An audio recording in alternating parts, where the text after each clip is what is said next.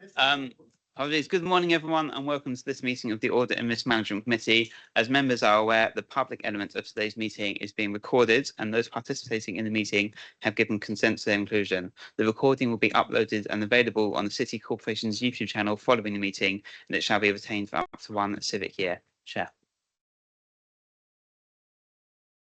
Thank you. Thank you. Item 1 is apologies. The following apologies have been received from the Chairman, Alderman Prem Goyal, Alderman Corsa Zaman, David Sales, Deputy Timothy Butcher, who is observing the meeting virtually, Dan Worsley, and James St. John Davis. Item 2 is members' declarations. I'm not aware of any, but do any members present have any declarations? No. In which case, move to item 3. This is to agree the public minutes and non-public summary of the previous meeting held on the 14th of July 2025. Chair, I believe there are some amendments we may wish to make to these minutes. Yeah, thank you. So at the discussion of this, it became apparent that given the change in clerk, that some of the comments on the meeting, on minutes of the previous meeting hadn't been taken into consideration. These, generally speaking, are concerning the actions, whereas many of the actions were just listed as noting the papers, yet there were points which were raised at the meeting which require further discussion and perhaps further action. So what we'd like to do is mention these actions and then ask the members to approve these minutes with the updated actions and then update the action tracker as well after the meeting. Are members in agreement with that as a way to proceed? Thank you. So the 5 points really, the first one on item number 6, which is the Audit and Risk Management Annual Report 24-25. It had been suggested that further reports include information on full-time resourcing levels. We'd like to follow that as an action. Also, there was a point, action to consider. Conscious of the point of not getting lost, so an action to consider some of the actions from the Audit and Risk Management Annual Report before the next meeting. I wasn't at the last meeting, so I'm not entirely lost the discussion. Sorry, is that in relation to the? That was on the item number 6, the Audit and Risk Management Annual Report.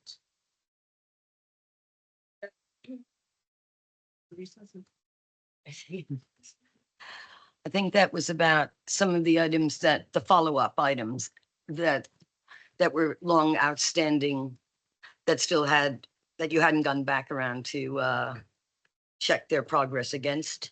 Is this the internal audit one? Oh no, that's 7. No, okay. Let's pause on that one. Sorry, apologies for the confusion on that. For item number 7 under the internal audit updates, there were 2 points which were firstly to give further information to this committee with regards to the discussions around the second line of defense, because that had come up that was a reflection that was going on within the corporation. And indeed, the process of escalation around internal audit actions that had not been completed within, say, a 3-month period of time to go back to the appropriate committee and indeed come to this committee potentially at a further date. So just an update on the process for that. And then the final point, so that's the third one. The final point was on counter fraud and the investigations annual report where whistleblowing had been discussed. And there was a point, Liz, I believe that you made about that being shared with members of the residential ward so that everyone would be aware of the process. So if members are in agreement, and apologies for the confusion. Yeah. Instead of approving them now, I know with that freedom, a member's content to authorise the town clerks to finalise the minutes in consultation with the chair and deputy chair, just so we can get the wording correct and we can circulate these to members following. Thank you. And what I would say then, in addition to that, Matt, I believe you can give a verbal update on the status of the 2 points with regards to internal audit. Thanks. Yeah, thank you. Okay, so in relation to the recommendation tracking, so look at keeping track of the open issues and make appropriate escalations where timely implementation hasn't been secured. So I've spoken with some of my peers about how they report that sort of level of information to their committees, and I've given a bit more thought to it myself. The challenge that we've got is striking the right balance with the level of detail that you get. So if for instance, I report individually the recommendations, we've got at any one time over 100 recommendations. I would need to give you the wording of the recommendation, the management response, which can come, sometimes paragraphs, and then a comment on that. That I think will be too much for you. So what I'm proposing to do is create a sort of it's a report template which will give you a one-page summary for each of the follow-up audits that we undertake. So for every audit that we've undertaken a follow-up, give you the overview of the recommendations that were raised, how they've been implemented, and then a summary comment from me about the level of implementation. So if it's like, whether we've had good engagement with the department, whether there are any concerns or points to escalate, and then actually then as part of my quarterly report, I can package those up in a little bundle, or I can give you a summary cover sheet. So I think that's how I'll propose to do it. The other action that we've taken is to create like a subset of the internal audit plan. So at the moment, we just pick up the follow-up reviews as they become due, but we're going to add them into the audit plan. So that creates, I guess, a bit more formality about the delivery of those pieces of work as a follow-up work, and maybe that will sort of cement a little bit more engagement with the chief officers that are responsible. So there's two things there that hopefully will cover that. Thanks, Matt. Why don't we pause on that and see if members have any questions or comments on that? No. Okay. I do, but the one question that I would have though is I think the second part of that was about the if the actions aren't completed and what kind of follow up there might be. Yeah. So I think where I mentioned if I include a cover sheet on there about I would perhaps suggest actions that the committee might wish to take, or ask for direction on those things, and actually thinking about how we could use those summary one-page report templates. An action might be to actually circulate that to the relevant service committee. Or service committee chair or so on, and perhaps ask for comment or something like that. Chair, I think one topic of conversation last time, which links to what Matt was just talking about, was the visibility of the audit findings to the relevant service committees. And so I think that's important for the service committee, but also for the visibility of the good work the internal audit are doing. If it's not visible to the service committee necessarily, then it perhaps has less impact and less oversight from the service committee's perspective. So I'd just say I think that would be a really useful step to have to increase that visibility. Thank you. Just a quick question, if I may. Would the committee support perhaps the circulation of our audit reports to the relevant chair and deputy chair of the committee? So when we issue our final report, we issue it to the chief officer. At that point, we could circulate to the chair. Yeah. Any comments? Yeah, I think that would be a great idea. But as was mentioned, I think it's good that it's circulated to the chair and deputy chair, but I think it's a really good idea that members of that committee are also aware directly. I think it's got to be it's more than just the chair and deputy chair. Everybody in that committee has a responsibility and will be accountable for actions of that committee. And hence, I think there should be a general awareness to all members of that committee if possible. Thanks. Thank you. I'll have to take that one away, because what I'm worried about is the fact that I will end up appearing at every committee for every audit report we issue, which is we're gearing up to be doing issuing 70 to 80 audit reports. So I don't want to be. If I could, just to make a pragmatic suggestion in this space, if it's related to fiscal control or VFM or anything of that ilk, then I would suggest the finance business partner picks it up in the reporting that is done to those service committees anyway. I'm really keen that when the head of internal audit or group internal auditors has made a recommendation, that committee members are aware of exactly what the risks that they are running, the time frames for implementation, and we have got a Chamberlain's person in the room in the place of the as the finance business partner. So Sonia, could you look at that with finance leadership group and see how that can work, picking up the points that audit are making? Thank you, Chamberlain. Naresh, does that answer your point? Yeah, I think that's really, really good, because for me, the key point is, like, we've had issues with various other service committees where things have just gone on and on and on. And maybe it's because of a lack of awareness from the other committee members. So I think this is a great step forward. Thank you. And the second point was in relation to the second line of defence. So I'm still actually working on like my sort of escalation of this as a consideration to the town clerk senior leadership team.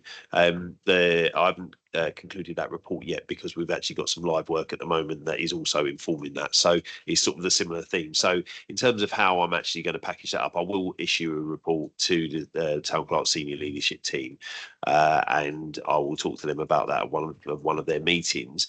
In terms of how this will draw out, this will form part of my annual report as sort of a wider theme that I want to report on, and will be, I'll be making a specific conclusion on this in my annual report. And the point there is that there are some systemic and systematic issues around how the second line actually works. So part of it's about, like, how the organisation is designed to provide an effective second line, and then the other thing is about, like, the actual operation of those things on a day-to-day basis. So there's work to be done on both in order to make that as effective as it can be. Thank you. Okay, yeah, thanks, Matt. Do members have any questions or comments on that?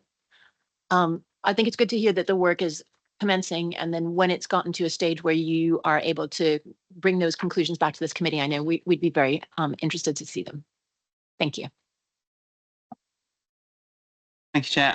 Item 4 is the outstanding actions of the committee. Notwithstanding those actions mentioned on the minutes, there is one outstanding action which my colleague Molly can give an update on.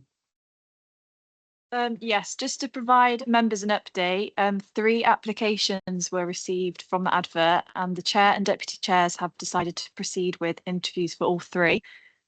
We have discussed availability and found dates that would work in October, so I'm in the process of contacting the applicants to invite them to a formal interview. Thank you. And so, members, this might be a good opportunity to introduce Molly Carville, who will be taking over as the clerks of the committee following Blair Stringman leaving for another position. So I'm covering today, but going forward, Molly will be your main point of contact. And so, Mr. Barrows. Chair, thank you. It's just one point on excellent update there. Great to hear that the interviews are moving forward. I just wonder if there's a risk of losing the original emphasis of this action, which was actually about reviewing the induction process for new members.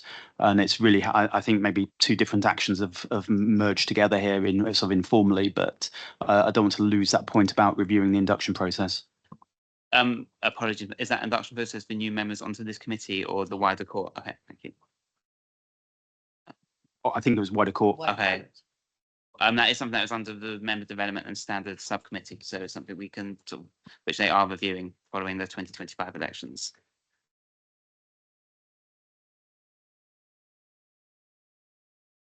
Do we need to raise this as a committee here, wanting to be part of that, or?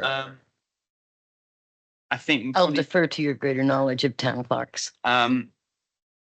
Not knowing what the sort of the driver for the original action was, I think it is something that the member development and standards subcommittee is working on at the moment. So it might be best for this committee to wait and see what comes out of that.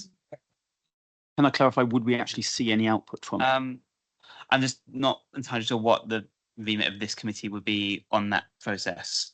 It's sort of under Policy and Resources Committee, and it's a subcommittee dedicated to that. So I don't think Audit and Risk Management Committee would necessarily look at that. I think we just wanted to ensure that the wider court knew about the work of this committee and its importance. I see. Apologies. So I guess you. Oh, okay. In which case, I mean, the committee could send a resolution asking. I'm happy to feed it back to the officers from me working on that work to say that for next time, a greater emphasis on the work of this committee would be welcome. Yeah, thank you. And a warm welcome to Molly to the committee. And Dion, that's the second. Yeah, Dion. Thank you, Chair. I think just to clarify, I think the original action was in 3 component parts.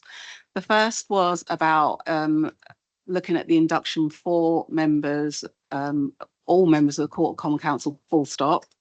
There was a second part of the action, which was about the induction, which was relevant to this committee, i.e. highlighting and making sure that all members were clear on their roles and responsibilities when it came to audit and risk, regardless of whether you sit on this committee.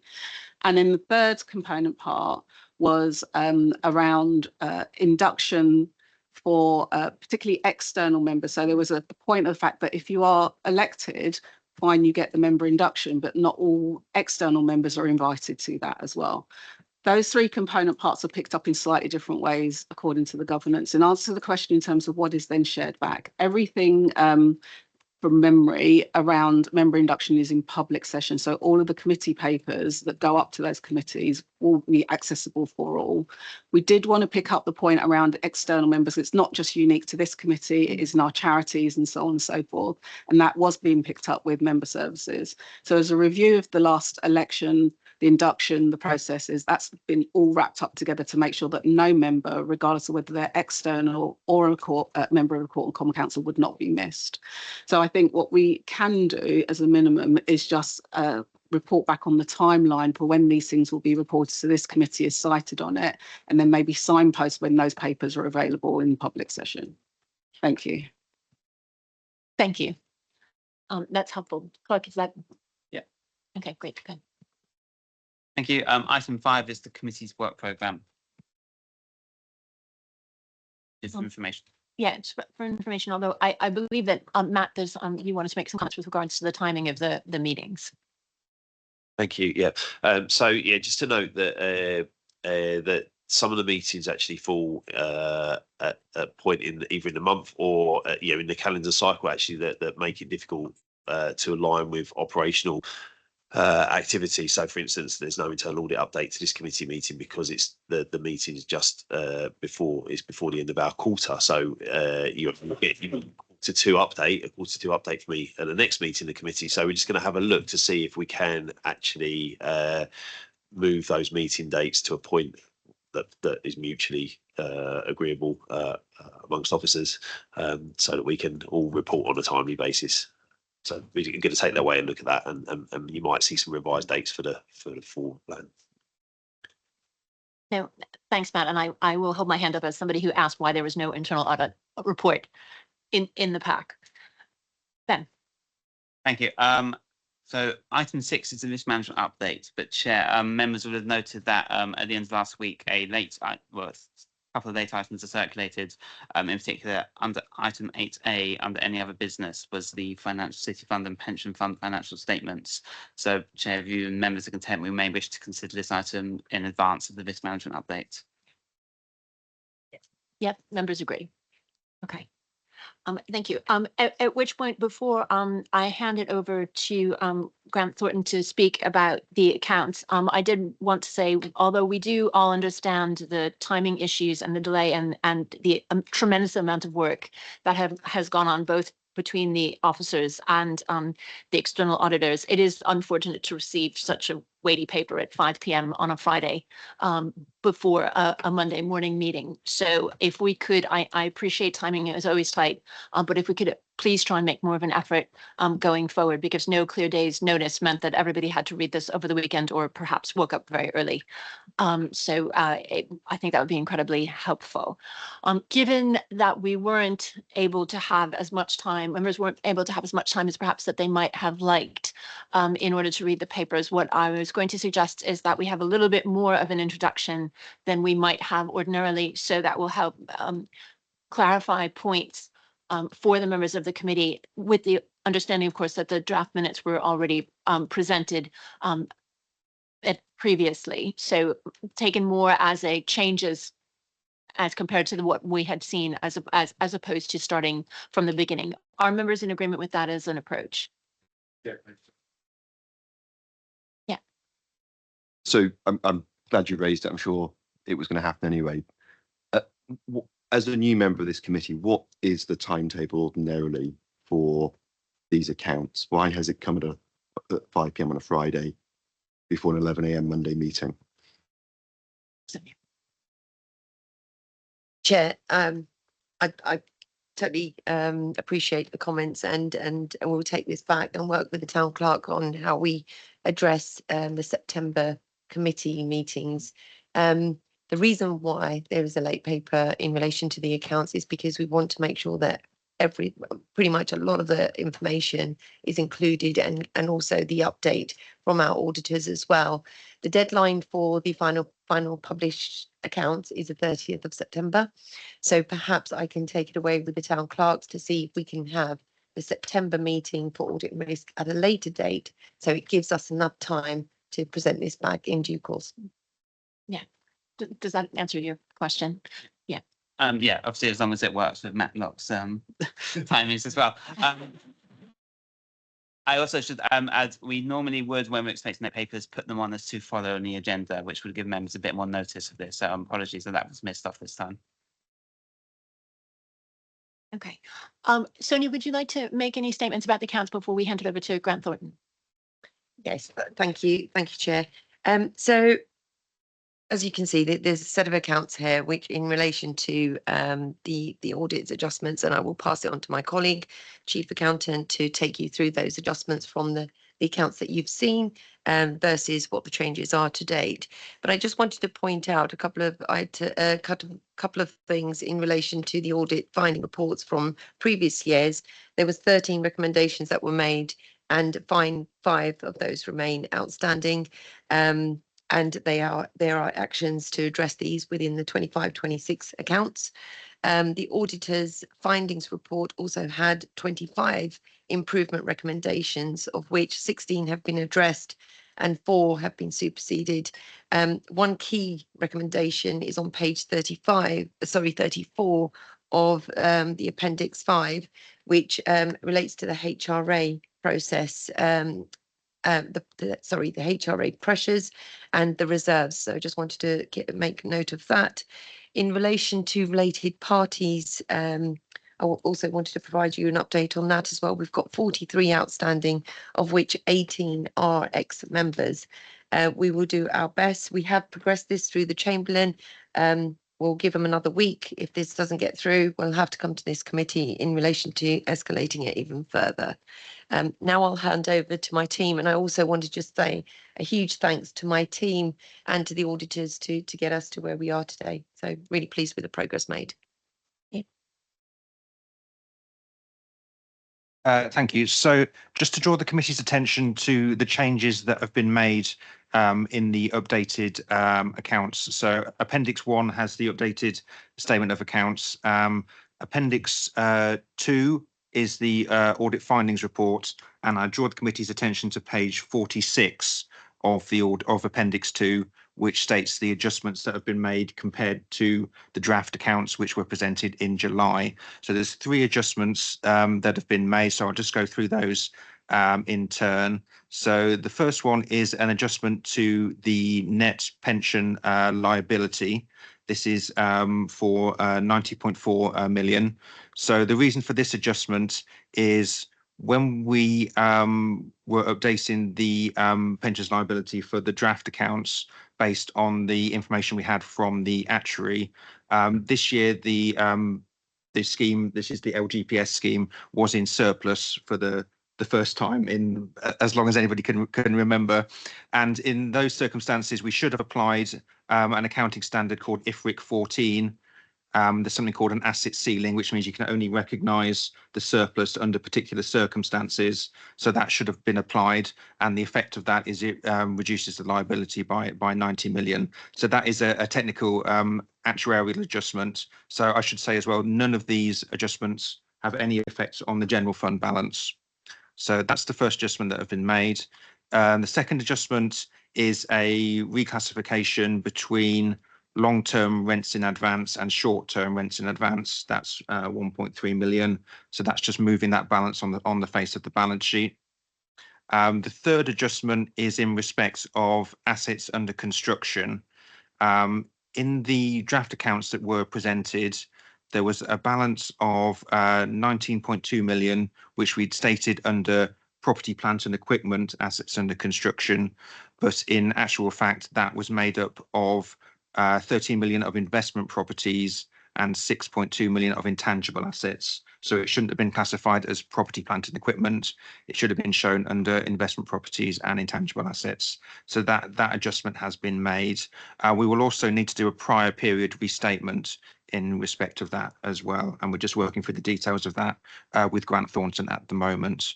But those are the material adjustments that have been applied. The rest of the accounts are in line with what was presented to the committee in July. Chair, can I just also note that in relation to the adjustments that are having to be put through, I've discussed with Grant Thornton to provide some additional training to the team to ensure that it doesn't happen going forward. Thank you. Thank you. Does anyone have any comments or questions before we turn over to Grant Thornton to start speaking about the accounts as well? Nash. Yeah, I was just interested to know about the pension adjustments that are made. So are they highly sensitive to interest rates? Are they generated because of we've had like quite a steep rise in particularly long-term interest rates? Is that where the adjustments are coming from? What's driving that? Thanks. Do you want me to have a go at that one? Right, I'm not right. I am the pension fund auditor. I think the IFRIC 14 question, I think, is what you're alluding to. It's a standard that came in where the pension fund is in surplus, and essentially the standard, I think for people might be thinking back, if you go back to people like when Robert Maxwell was around, was to stop people taking surpluses out of their pension fund, which they weren't real surpluses that they could use. It's quite a complicated standard, and I'll be honest and say I do take appropriate advice internally from our financial reporting team. So basically this cap that comes in, it says you look at whether you're in surplus, but is it a real surplus that you can actually take back? You will get the money back through revised contributions over the longer term, but it's not money that you can actually take out of the fund almost in terms of that. So the asset ceiling then comes in and says, actually, you might end up being a surplus, but actually when I look at it, or when the actuary looks across it a longer period, it ends up being a deficit because of new people coming in. So it's a complicated one, but you're not alone in this. There are, I think, there are a number of adjustments prior last year in other councils where they were taking these similar sums down from what looks like a surplus to actually being zero in the accounts and things like that. So I'll stop there because it's quite a complicated calculation to do, but it's basically because you're in surplus. The broader thing around, do pension funds asset net liabilities move around? Yes, they do, because of the assumptions and various around that if a change of rate of return changes, mortality changes, they can be, the IAS 19 calculation can fluctuate. It also gets readjusted every 3 years. The uncertainty increases every 3 years between the valuations. You should be getting a new valuation coming in pretty soon now. They report March of next year. And then I'll reset the actual base of the assumptions that then get rolled forward 3 years. So I'll stop there, and I think. Thank you very much, Chair. So I think it's this difference that members who've been on this committee for a number of years will have heard me speak about before, which is we have the real valuation, the actuarial valuation, and we have the accounting for valuation. Now, just to give members assurance that we are on a recovery plan for our pensions deficit, and that recovery plan on the actuarial valuation still has, I think, 6 years left to run. We are completely on track. This year has been helpful in ensuring that we are. I think the key difference is that, exactly as audit partner is alluding to, councils, I mean, I'm going back 20 years, would take, some councils took a holiday on the employer contributions into the pension scheme when everything was doing well. Now, I think members, the view of finance directors, and I think more prudently now, is that you make hay when the sun shines. You don't actually reduce your efforts.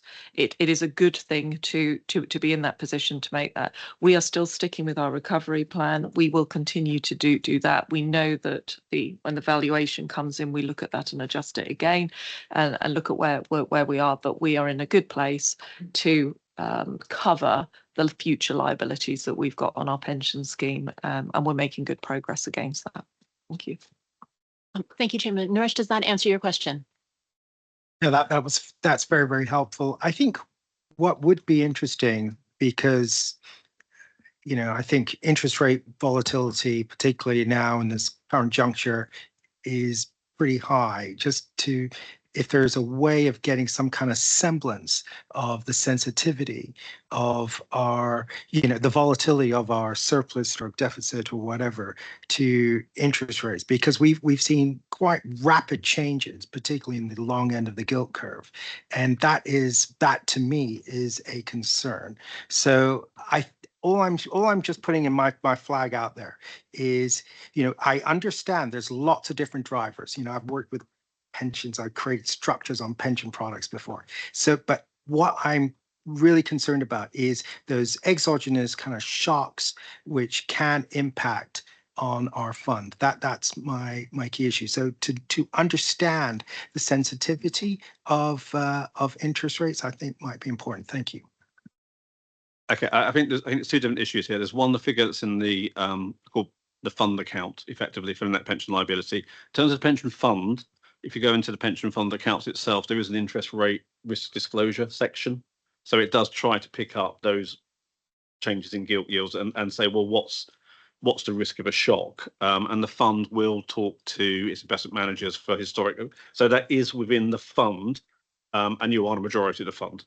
So I've got other clients where they're multi-employer funds where they're not majority, so it's slightly different. But here, you probably can do that little bit of a read across by saying, well, this is the interest rate risk that the fund is exhibiting. You are a majority of that fund. So those disclosures are within there. It's interesting your comment around who reads them, but they are within there.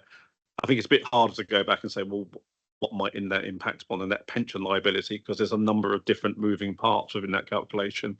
Interest, only one of them, inflation, is going to be the other one, mortality. So I think Caroline wants to come back in with that. Chamberlain. And so that goes to the heart of when we have the valuation and speaking to Barnett Waddingham, our advisors on that. It's looking at the interest rate volatility and what that actually means. So we go through that in depth. And members, I think it's Claire is the independent person expert on the panel. Claire James. Yeah, Claire James is Claire James is the independent person on the panel who goes through that with me and with the corporate treasurer. So yes, it's very, very much considered. Thank you. Anything? No. Okay. Yeah. Thanks, Chair.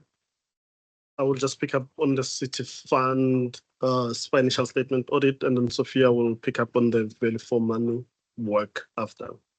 On the City Fund audit, Chair, we are nearing completion of the work. In the last week or so, we've quite worked a bit tight with the finance team, trying to close down the outstanding matters.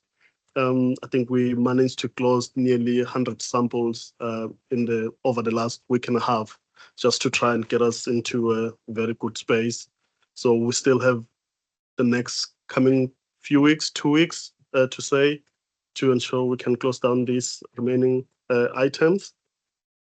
And if I can just take you into kind of some of the changes that we've made since the initial audit plan was presented in May, Chair. We've made like an update into our materiality. This was just in line with the change of the gross expenditure from prior to the current year. And then it moved from 12.2 million to about 13.6 million. And consequently, we had the reporting threshold as well, moving from about 612 to about 680,000. So that was more like the main change. And then we've had a new update into our risks. So we've got the risk presented in pages 16 to 26 of our report. The new risk is only in relation to the business rates appeals provision. We've added that risk just to also acknowledging the elements of expert estimations involved in them. So it hasn't changed much in terms of the work that we do with that respect, because we still engage the expert with our work in that aspect. So those were the most like key changes, but the plan that we presented in May, we asked that to be noted as a final plan. And then if I can just take us through the audit risk, we've done majority of the work now, and except over the management override of controls and IFRS 16 leases where the work is still ongoing. On the management override of controls, there are just 2 control points that we've raised as a recommendation there. One which relates to the approval of journals below 100K. So within the general process of the city fund, those doesn't require any approval.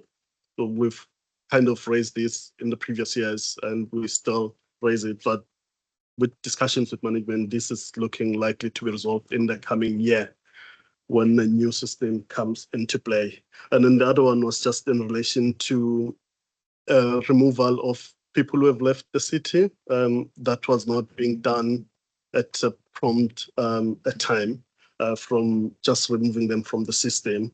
But we've done the work, additional work, just to address that. When we factored in our channel testing, there were no issues that we identified there, but the recommendation has been raised just to ensure people are being removed timeously. And then there are 2 significant matters that we've raised in pages 9 to 10 of our report. Those ones in relation to what we've already discussed, the pension liability, and then we've raised the one on the assets under construction. These ones, we just draw your attention to them because they've involved quite a lot of discussions between the auditors and management, and they've taken some of them, like the assets under constructions, they've taken some time to just get to the bottom of them. Like our colleagues from the finance team side have indicated that some of it still needs to be adjusted for prior period. So we are expecting a change in the opening balances for the assets under construction because there is a material classification issue in the prior year for that. So that change is being finalized.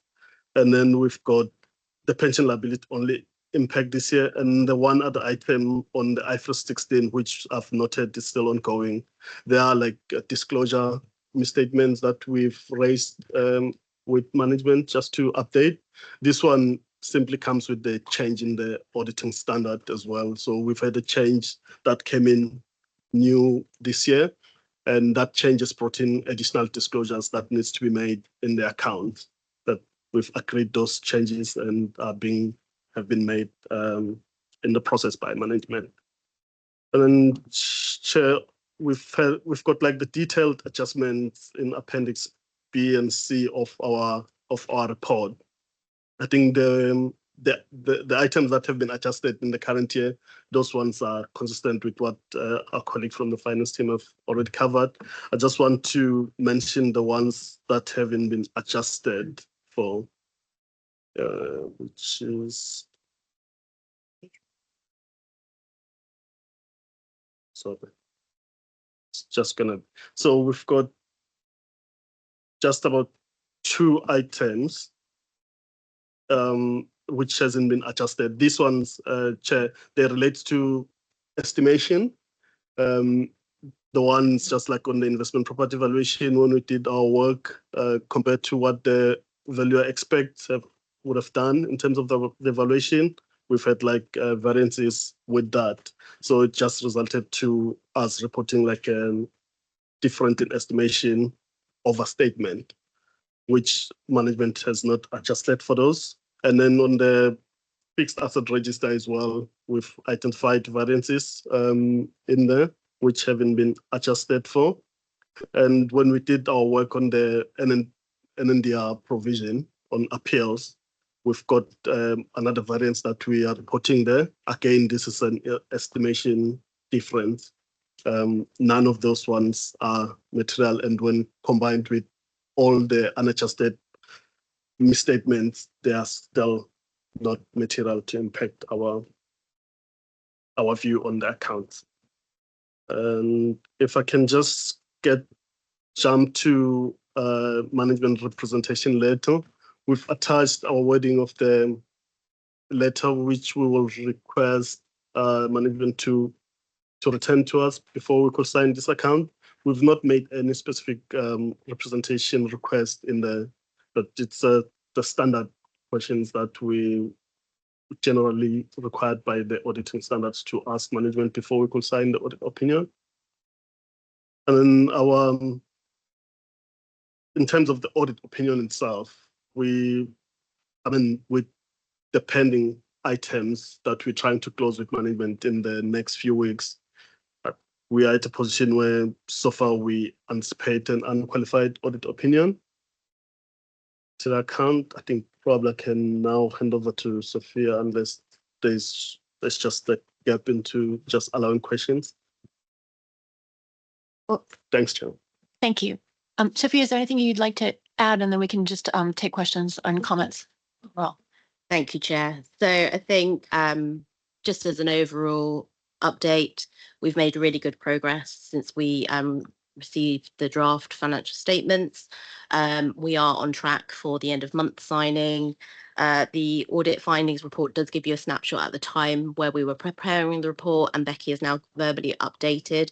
We have 2 weeks to close the audit down, but the remaining items that we have, and that there aren't many, but we intend to get together with the finance team after this meeting to try and close those down today.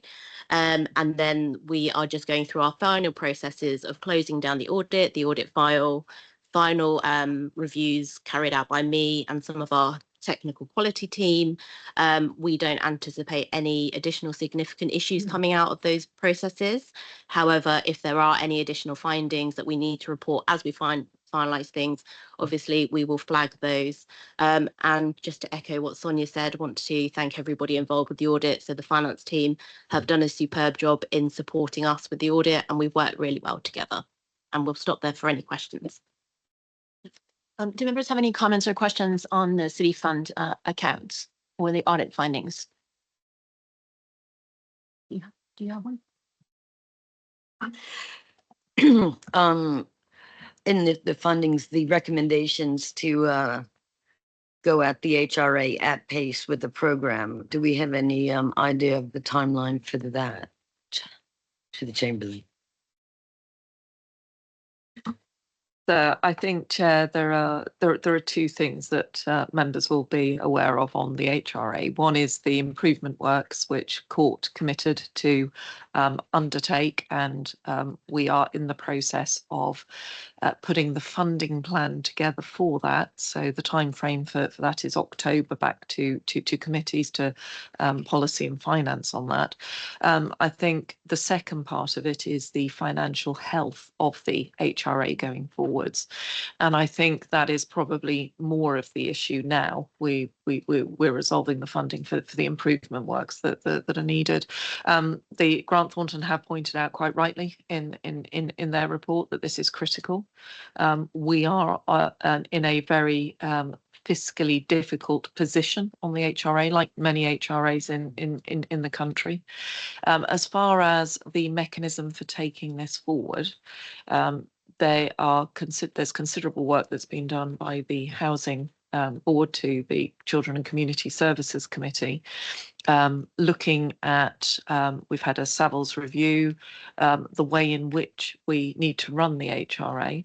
And I think that whole piece, when we refer in the management response to taking that at pace, it is very much this year we need to be making enough surplus within the HRA to replenish the reserves. The reserves are in a critical state. And members, this is something that Finance Committee is looking very closely at as far as monitoring the HRA going forwards. So for those of you who are on Finance Committee, you will see in the papers in the Q1 that we have some concerns about that.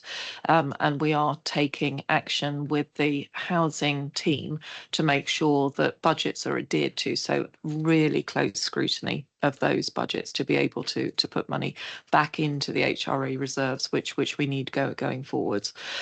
We have been able, as part of the financing plan, to make a bit more headroom within the next couple of years to enable that recovery period. There is a 10-year recovery plan on the HRA, and that accords with the recovery plan for the whole of the housing in terms of improvement works and repairs and maintenance, the 30-year plan, which is now underway. So we're knitting it all together to put the full package of what do we need to do, still flagging though with government that this is a critical stage. So we do have as part of the thinking on this, we'll be looking to what are we asking government of nationally, any flexibilities that we may need within that. So it's very much work in progress at pace to get us to a place where we know what we've got for this financial year, and we're planning for the future for at least for the next 10 years in line of the 30-year asset plan. Thank you. Liz, does that answer your question? Ruby. Thank you. Thank you, Chair. Just to slightly digress and look at it from a different perspective, because I also sit on the Social Care and Scrutiny Committee.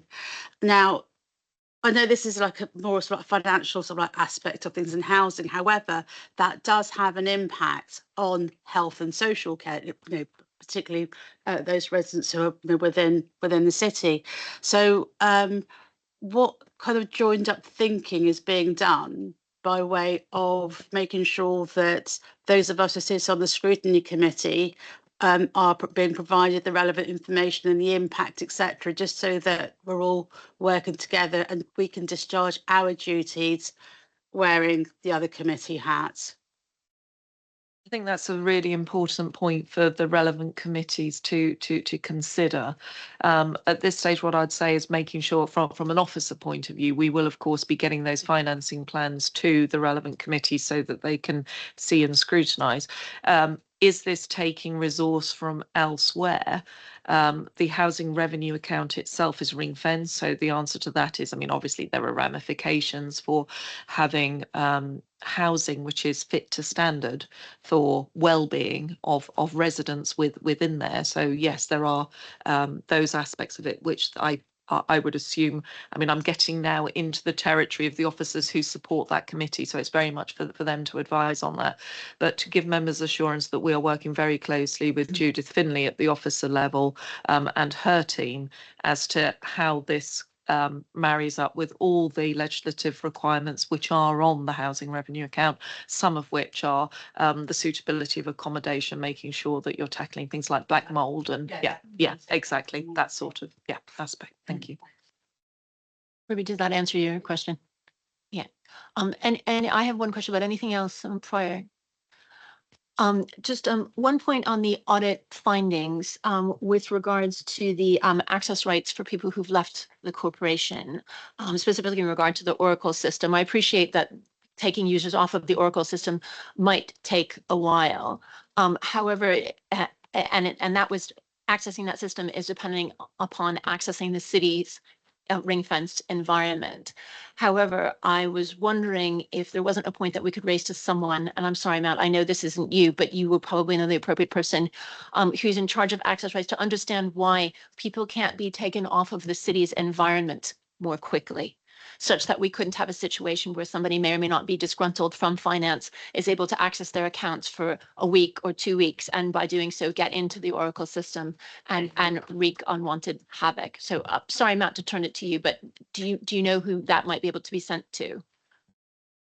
Well, I think that the problem we've got with this sort of thing is that the responsibility for closing down on those accounts it isn't a one-stop shop. So so there's various people that are involved, but I'll take it away and make some inquiries. That's right. Yeah. No, thank you. It's just to try and avoid a situation which we wouldn't want happening, which clearly would be minute at best. So just to say, if a user's network account is shut down, I think it's unlikely that someone would be able to access the system. So it's just following that housekeeping all the way through. So I suspect it's more a housekeeping point rather than a control weakness. But I'm making some big assumptions there. Sonia. So, Chair, I think through our new SAP system as well. Once we get that in place, once it will be one mechanism of turning things off, and it will be across all of those areas. So we'll absolutely take that away, but and ensure that these are being closed down on a timely manner. Okay, thank you. Go ahead, Steve.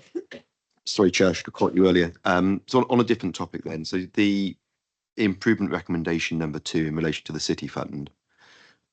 Obviously read the management response. I'm just keen to hear a bit more from Grant Thornton about why those comments were raised about the City Fund performance indicators not perhaps being reported to members in the best way. And the management response seems to be, well, we disagree. There is sufficient reporting. But I'm keen to understand that potential difference of opinion there, because I think the performance of City Fund in the months and years to come is going to be critically important, and it is going to be under pressure. So keen to check that we do have adequate reporting of performance to members. Thank you. Just bear with me while I find that in the papers. Page 35 of summary of value for money recommendations. Is it the improvement area performance reporting? Okay, thank you. So I think we observe that an extensive amount of information and measures of performance are published and are available.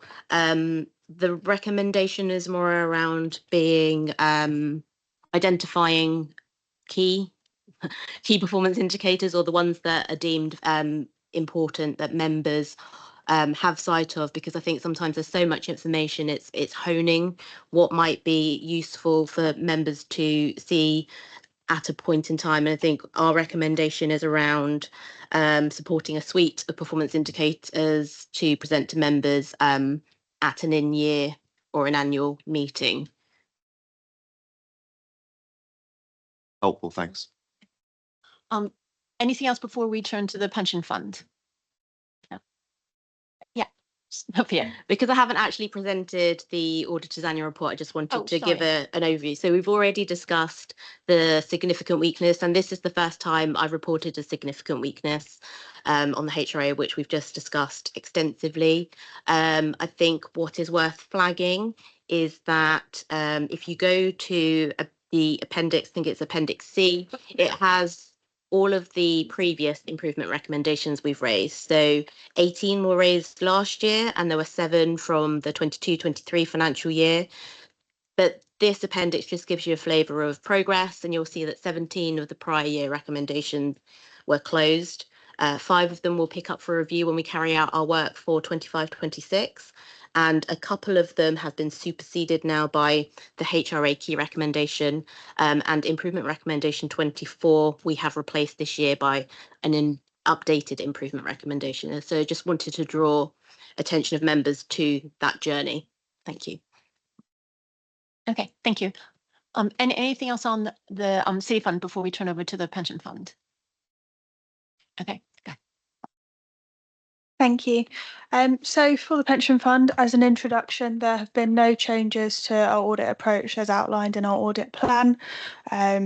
We have reconsidered materiality upon receipt of the draft financial statements of the pension fund, but we have chosen to maintain that materiality level as set at audit planning, just because there wasn't a significant change year on year for the pension fund. Overall, the pension fund audit has gone incredibly well this year, and thank you to colleagues in the pension fund finance team who have been instrumental in providing and supporting with responses in relation to investments, and responses from the investment managers and custodians. That has been greatly appreciated in delivering the timeline that we have. Overall, we have no adjustments to the financial statements that affect the reported financial position of the pension fund. There are a few misclassification and disclosure adjustments presented within our report, but none are deemed sort of significant to draw your attention to in a detailed manner at this time. We have substantially completed the audit of the pension fund. We have one residual matter with management at the moment in relation to the payment of lump sum transactions via backs, but we expect to resolve that during this week with management, and have no further items to identify here. We have raised some control recommendations in respect to the pension fund. So one is in relation to journals, which aligns with the main corporation and the point around journals below 100k. We do note that there are much fewer journals below 100k for the pension fund, and that in total they are immaterial to the pension fund's financial statements. So slightly different position to the main corporation's fund there. And we have a second finding as well in relation to the internal audit review of the pension fund. So we have spoken to Matt and management as well around bringing the pension fund's processes and controls into the scope of internal audit in the upcoming internal audit cycle, just to ensure that appropriate review takes place. Happy to pause there for any further comments from Grant or any questions. I don't really have any more to answer that, Chair, in terms of it's been a good audit, greatly supported by your own team. As I say, we're proposing an unqualified opinion. We should be finished, hopefully. I think as we said earlier in the pre-meet, we're slightly planned to be finished ahead of the main City Fund audit. We should tidy everything up this week, I think, in terms of that. So hopefully we'll be ready to go, and we will be signing our opinion at the same time as the City Fund audit gets signed.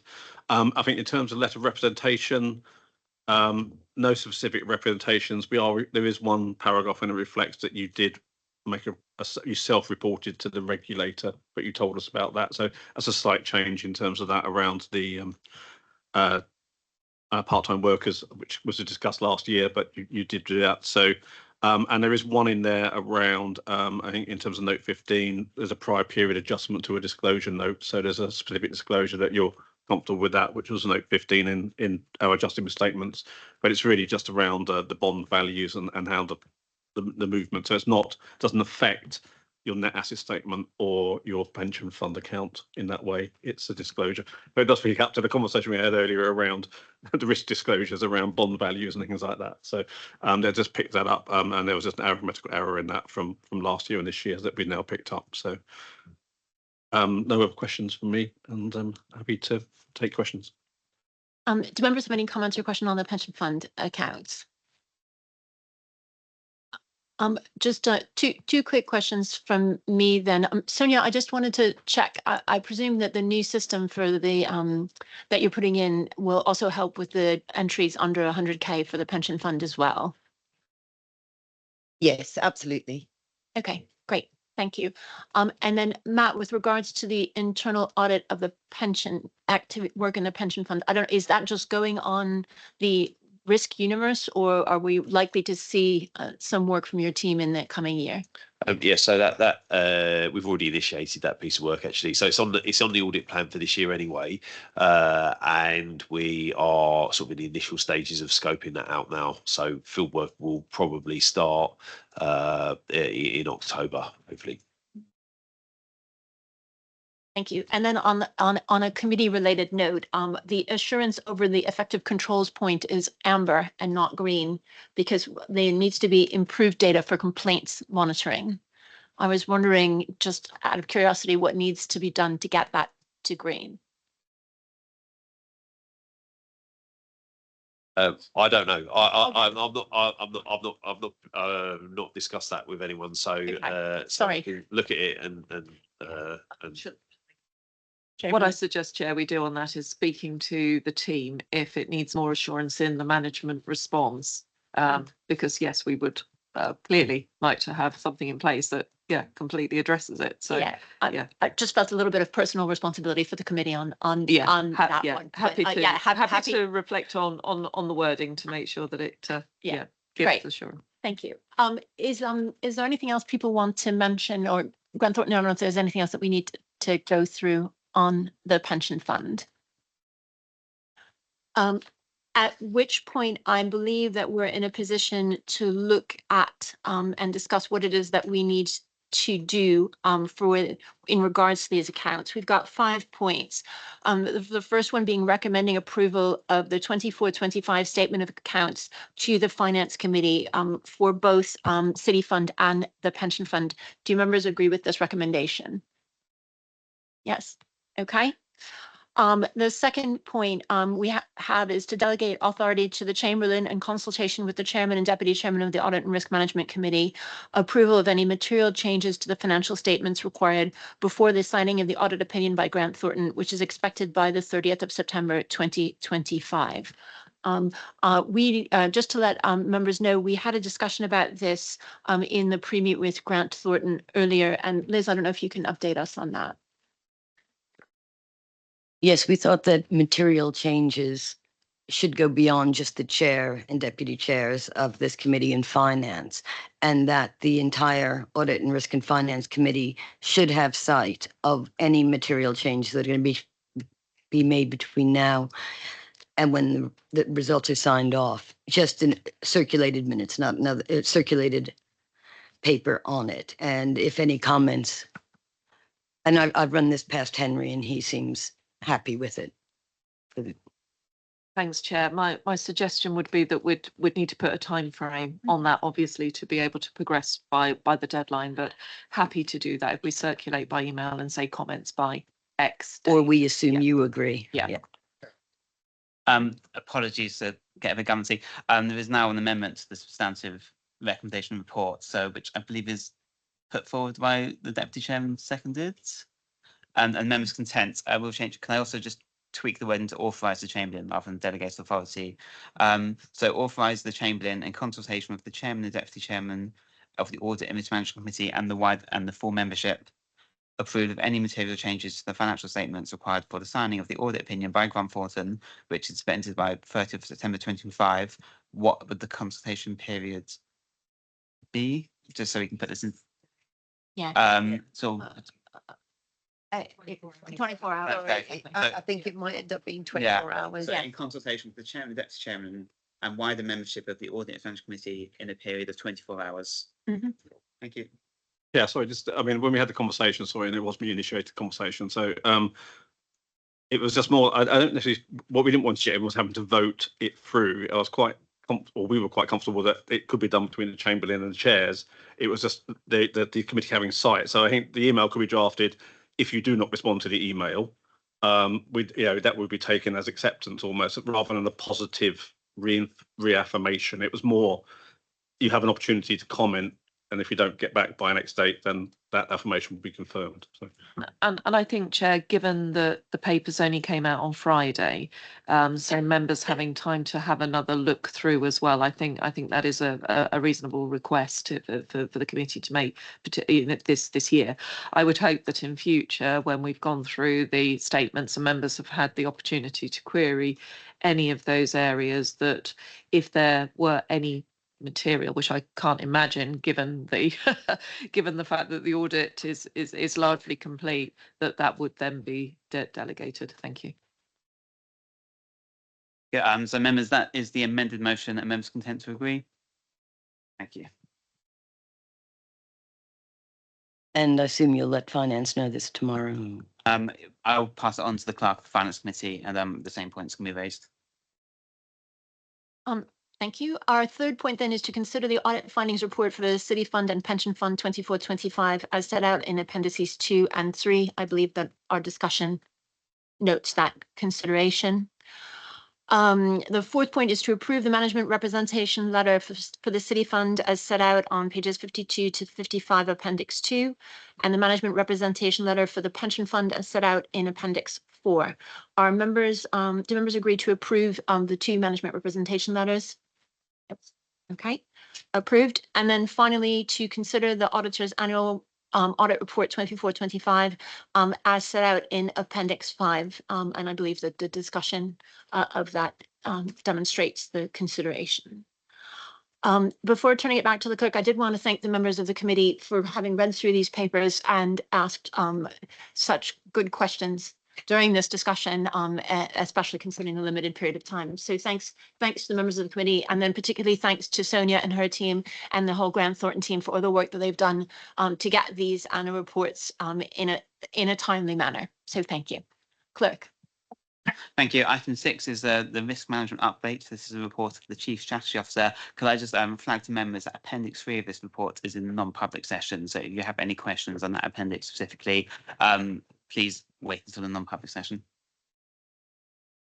Dion, would you like to introduce the paper? Thank you very much, Chair. I think, members, the title of my update this committee is "It Continues to Evolve." That probably summarises where we are with the risk management. And the reason I say that is because, as I reported at the last committee, we are continuing to review all of the risks in light of the Court of Common Council agreeing the risk appetite statements and the fact that they're going through individual service committees. Since the last update, just to draw out a few things, so CR2, this is the corporate risk about loss of business support in the city, and CR10, adverse political developments. There was discussion both at this committee, but again at the Chief Officer Risk Management Group about whether or not these two actually stand as separate corporate risks. We continue to work with innovation and growth on CR2. It was felt that they should be separate. However, CR2 needs to be reframed. It doesn't quite capture what it is that the corporation should be kept awake at night, and therefore what mitigation should be in place as a result. That will be brought back to the next meeting of the Chief Officer Risk Management Group, which is on the 16th of October. So by the time we come back to this committee, we will be able to update fully. A couple of other points to note on CR33, which is major projects, and CR29, which is information management. Both of those are being revised. We're working with Chamberlains, who ultimately own those risks, to make sure, again, that they accurately reflect the concerns that have been flagged elsewhere, and also to make sure that they are risks as opposed to issues, which is something this committee has mentioned previously. The last substantive point I was going to mention, although conscious Chair, there were a few questions in call over, so I've got further information to provide. But the last substantive point is in relation to people and our people risks.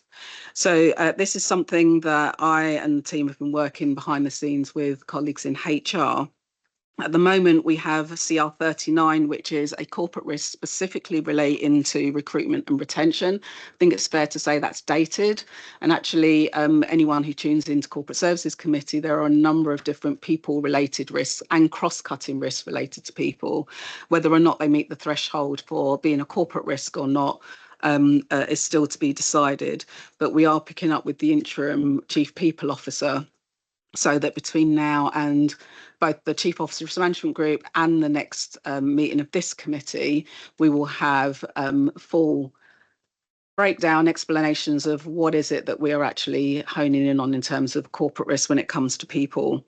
I have extended an invitation, if this committee would like, to invite the interim Chief People Officer to the next meeting of Audit and Risk Management, recognising that the Service Committee is corporate services, but given that it's come up a few times and there have been a number of changes, that Cliff is very happy to come and attend this committee. We have precedent, we've done it before in some of the other areas, just being mindful that we don't stray too much into the service area, but just on that theme of people and what the direction of travel is, and picking up some of the questions that came up in call over, but previously around likelihood and impact. The members may want to tease that out, but as I said, we should have some more written information as well as extending that invitation if members would like. Chair, I'm going to stop there. If you want me to continue, I have got some more information from the call over questions. Why don't we turn it over to questions from members first, and then we can go through those. Do members have any comments or questions on this? No? Okay, so Dan, if you could please with the questions from call over. Thanks. Thank you, Chair. So for members' awareness, there are a few questions or requests for a bit more information at call over. Excuse me. This related to looking at the impact and likelihood, and Chair highlighting or asking a question rather around whether or not we are focusing on reducing the likelihood more than the impact, i.e. is this just about trying to stop things from happening, or are we looking at if they did happen, what would be the consequences as a result, and therefore are the mitigations robust enough? And at this point, I just want to say a massive thank you to my team. We had call over on Thursday and they did a lot of work between Thursday and today to provide the information. So special shout out to Liv and Tom, who is currently on leave. That was planned. He didn't just decide that's it, I'm off. So looking at our 13, and I did limit this to corporate risks. So limit it into our 13 corporate risks. Of those 13, 12 are seeking to reduce their risk scores. I did check. The one that isn't looking to reduce is our risk on protective security. We are working with colleagues on that and the Deputy Town Clerk just to make sure that it is being actively managed and therefore it isn't just, it's not being missed, is probably the way that I would put it. In terms of the 12, then the breakdown, 8 of those risks aim to reduce the likelihood. 3 of the risks are looking to reduce impact, and 1 risk is trying to look at both. The second part of this was also looking at some of the themes that are coming out in terms of the mitigations and call over. The chair highlighted some themes, particularly around funding and resourcing, including people. And given that those are initially some of the big things, are they actually going to materialise in a timely fashion? So what are the timeframes for reducing the mitigation and or, reducing the likelihood and or the impact? Now, when we looked at the themes, in addition to the 2 that were mentioned, there were also themes around engagement, particularly engaging with stakeholders, policy and strategic planning, and emergency preparedness. Those are the broad themes that were coming out around the mitigations. With that in mind, we did look at the timeframes to see whether or not there was some bunching. We did highlight, in true transparency, there were 3 of our corporate risks that are overdue in terms of their time frame. So in terms of when they were looking to mitigate and hit their target, those are overdue. All of those risks are being rewritten. So it's in the process of being rewritten as opposed to it's just sitting there without anyone looking at it. And of those 3 for the overdue, that is CR 29, 2 and 39. So the ones that I've already referred to previously. The rest of the timeframes in terms of when colleagues are hoping to get to their target dates. So 2 are within the next 6 months. 3 will hopefully be within the next 12 months. And then there's 2, a couple of longer term ones, 1 in 2027 and 1 in 2029. So in terms of the spread of time and when you're likely to see these changes, they are spread over quite a long period. I think it's fair to say that my team is going back to colleagues, particularly on the corporate risks and particularly on those ones that are in 2027 and 2029, to just check whether or not there are fluctuations in there and actually is there any markers that should come before that or not. Again, we can provide updates in our next risk management update. There was also a question around data protection because it splits over 2 risks. So data protection splits over CR16, which is information security, and CR29. Poor CR29 is getting a good shout out today, which is information management. And just to clarify where the GDPR point sits, so it intentionally sits on both corporate risks. With information security, that is more around external parties accessing our information, potential breaches from an external point of view. And for a CR29 information management, that is internally, so us maintaining our own information and therefore some if there are mitigations relevant to breaches. So that's why you see GDPR on 2 separate corporate risks. They are different facing. I think that was everything. I'm just going to check down the line and make sure I haven't missed anything. No, back to you, Chair. Thank you.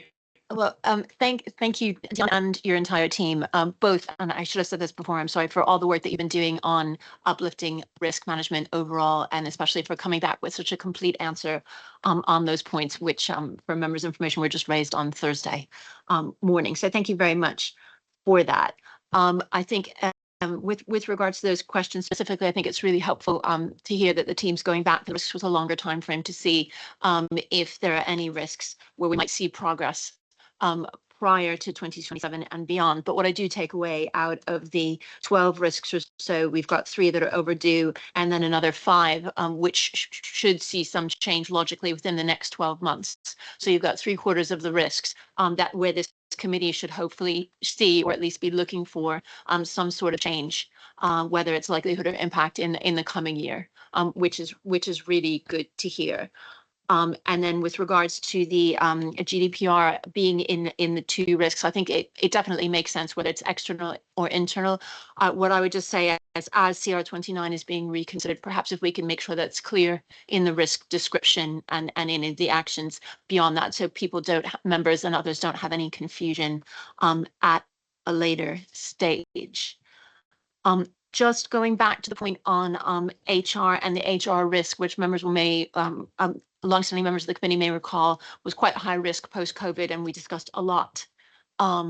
Do members have a view in terms of having the interim head of HR coming to the committee, whether it be now or whether at a later stage?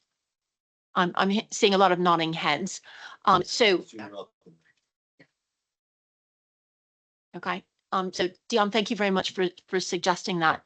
Perhaps if we can have that sooner rather than later, to take Stephen's words, but also perhaps in line with some of the work that you've been doing on revising the risk. So if that's ready for the next meeting, great. And if it's not, I would suggest perhaps waiting till the meeting following, because if we ask a lot of questions, which are all going to be answered once the risks and the risk appetite and everything else is changed, I think the session would be a little bit more counterproductive. Thank you very much. Completely take that on board, and we'll take it away and see. The interim CPO is on notice, so that's fine. Okay. And what we did say was, even if it hadn't been completed in its entirety, that he could potentially still come to show the direction of travel. Okay. But the caveat will be, please bear with us, because I suspect the questions that may ask are going to be the ones that are being addressed. The only other thing I wanted to mention is, while we're still in public session, in terms of timescales. So the reviews of all of the risks and going to their various different service committees, we've given departments till the end of this calendar year, not financial year, to have that all sorted and squared away. So this committee will get an update next time round. Please bear with us, because you'll start to see things moving back and forth as they're being ratified through the committees. But if there are anything that's flagged, any themes that come up from the discussions, I know myself and my team are attending quite a few of the other committees to watch how the discussions are playing out around risk appetite. We'll make sure that's in our update at the next committee as well. Okay. Thanks, Dion. Any further comments or question on risk?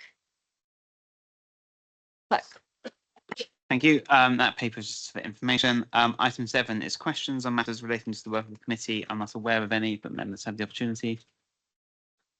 In which case, item 8 is any other business apart from item 8A, which is the City Fund, the pension fund accounts. I'm not aware of any other business. Thank you. Item 9 is the exclusion of the public. Are members content to exclude the public from the meeting? Thank you. And could we also ask Command Fortin to please leave the section, but thank you for joining the meeting.